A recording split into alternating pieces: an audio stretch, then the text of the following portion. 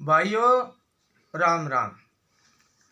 ये रामविलास का लड़का गौतम शर्मा नए नए नट बोल्ट खोजने लग रहा है। ये विकास हांसी के पास गया है अब, जो कि एक बहुत बड़ा फ्रॉडी आदमी है। ये 2014 से मेरे पास आके और रहने लगा था। ये जयवीर हमारे गांव का रिश्तेदार है, पाल की ढाणी का, उसके थ्रू ये मेरे पास आया था। इसने मेरे को गुरुजी कहता रहा, पैरों के हाथ लगाता रहा। इसका मेन बिजनेस, मेन पर्पज ये बच्चों से रिश्वत के पैसे लेता है और ये पेपर वगैरह में जो सेटिंग होती है वो इसका मेन धंधा है। ये कोई दुखा हुआ आदमी अपने आप बता देगा जिसके भी इसने चूना लगा रखा है। लेकिन ये मेरे पास ऐसी छवि से रहने लगा तो ये पढ़ लिख जरूर रहा है। तो इसका पर्पज था नौकरी लगना। अगर भाई कैलाश रामविलास के साथ रहता है और मैं नौकरी लग जाऊं। इसने तहसीलदार के लिए मेरे को कहा। मैंने रामविलास जी को इसकी तहसीलदार के लिए बोला था, इसने टेस्ट दिया था। इसकी सिस्टर है, वो भी पढ़ी लिखी है, उसके लिए भी इसने बोला था। फिर इसने मेरे को कहा था, गुरुजी अगर आप थोड़ा सा ये कर दो तो मैं बहुत बच्चों से मको भाई साहब मैंने आज तक किसी का पानी नहीं पिया है, मेरे सामने रिश्वत का काम मत कर दिए। न बोलो चलो ठीक है गुरुजी। फिर देवगढ़ मेडिकल कॉलेज में मेरे को 1/3 का हिस्सेदार बना दिया था। ये मेरे साथ राजसमंद जिला में देवगढ़ उदयपुर के पास ये साथ जाता था। गुरुजी हम आपके साथ लग के हम भी काम कर लेंगे। मको कर लियो जी। नोटबंदी के कारण वो कोई लोन में प्रॉब्लम आ गई थी तो वो काम बंद हो गया था। तो उस सेठ का, संजय गुप्ता का बिजनेस था एनर्जी पैप का। तो ये बोला गुरुजी हमें यहाँ से काम दिला दो। मैंने संजय गुप्ता से इनको एनर्जी पैप का काम दिलवाया। फिर वो सीजनली काम था। फिर ये मेरे को बोला गुरुजी आप एक काम कर दो। मुझको बोलो भाई। गुरुजी आप मेरे साथ करनाल चलो और करनाल के पास बहुत अच्छे अच्छे डेयरी प्लांट हैं। अब मिल्क प्लांट का काम करेंगे गुरुजी, आप एक बार देख के आओ।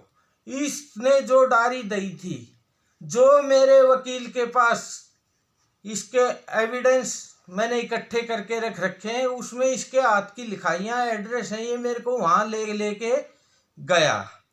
तो इसने क्या किया, नुबला गुरुजी ये काम शुरू करेंगे। मुझे भाई मेरे कने तो पैसा कोन्या।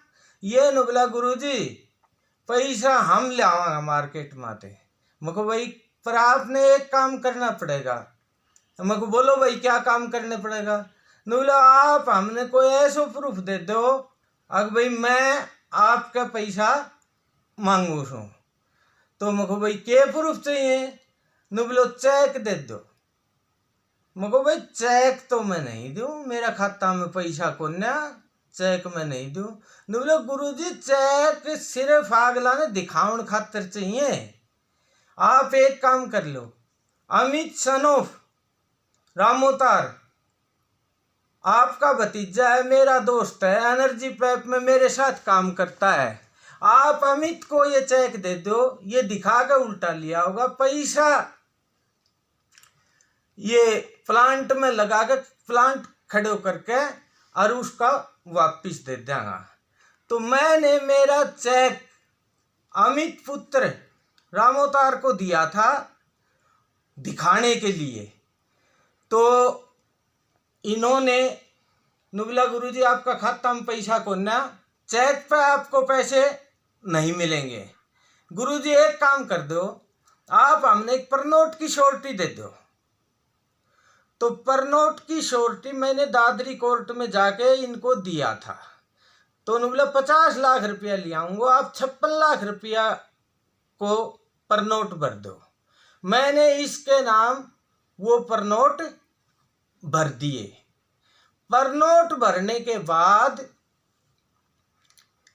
10-5 दिन के बाद ये फिर नो बोला गुरुजी पर नोट पे वो पार्टी पैसे नहीं देती, अगर पक्का एग्रीमेंट हो तो आप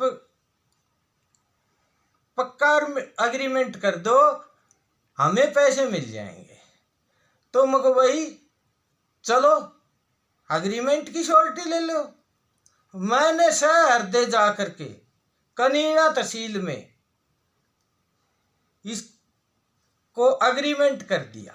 इसने उस टाइम एक चाल खेली, इसने पर नोट अपने नाम करवाए, चेक अपने नाम करवाए और एग्रीमेंट जो जयवीर जी इसको लाया था उसके नाम एग्रीमेंट करवाया। मुझे भाई जयवीर के एग्रीमेंट को क्या मतलब? नुबलो गुरुजी जयवीर का जमीन ज्यादा से है कि जमीन की श्योरिटी पर आप पेमेंट उठ जाएगी। तो मखो भाई चलो, मैंने एग्रीमेंट कर दिया। एग्रीमेंट करने के बाद इन्होंने कोर्ट में दावा डाल दिया मेरे खिलाफ। उसी के साथ साथ चेक का दावा डाल दिया, जबकि चेक पहले ले गए थे और एग्रीमेंट बाद में हुआ। पहले एग्रीमेंट का दावा किया, पीछे चेक का दावा किया। मैंने उस भतीजे को बुलाया, मखोरे मेरा चेक न बोलो चाचा चेक तो वो कह के ले गो सके एक बार दिखाणु से मोनू तू एक बार यो चेक दे अमित। तो चाचा मन ने चेक दे दियो। मुझे भाई उन तो दावो कर दियो, बोले यो तो गलत कर दियो। तो मखो भाई आ चीज की तू गवाही दी कोर्ट में। मैंने इसके जितने एविडेंस थे, ये मंत्री वाली बात तो अब हुई है, मैंने जवाब दावा में इसके ये सब पॉइंट लिखवा रखे हैं, देखने की जरूरत है।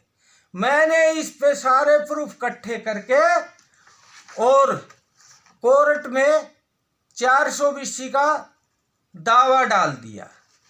तो ये कनीना कोर्ट में इस पे ये दावा मजिस्ट्रेट साहब ने एडमिट कर लिया, जिसमें ये 9 धाराएं हैं और विकास का नाम सबसे ऊपर आप देख रहे हो।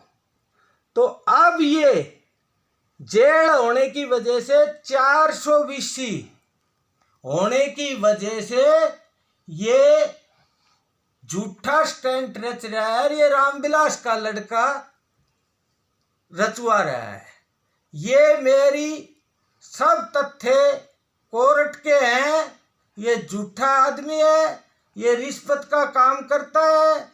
मेरी ये विनती है, इसके फोन की 1 साल तक की रिकॉर्डिंग निकलवा के देखी जाए, इसका मूल बिजनेस क्या है। ये बिल्कुल आपके बाप के साथ लड़ता था और ये यहाँ आके और मेरे को गुरुजी ये ऐसा सज्जन बन गया। पर मैंने इसका जब ये पता चला कि ये रिश्वतकार ये काम करता है, मैं को भाई तू मेरे साथ तेरी पार नहीं पड़ेगी। तो भाइयों ये बिल्कुल झूठा आदमी है, ये प्रूफ है। इस पे 420 का 9 धारा लगा के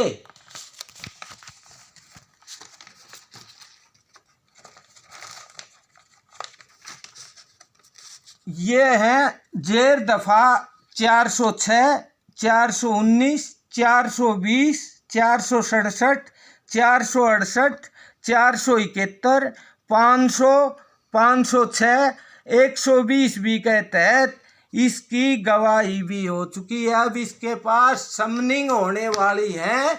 मेरा इसका आज से 1 साल पहले का जवाब दावा देखो, उसमें मैंने इसकी ये सब करतूत बता रखी हैं।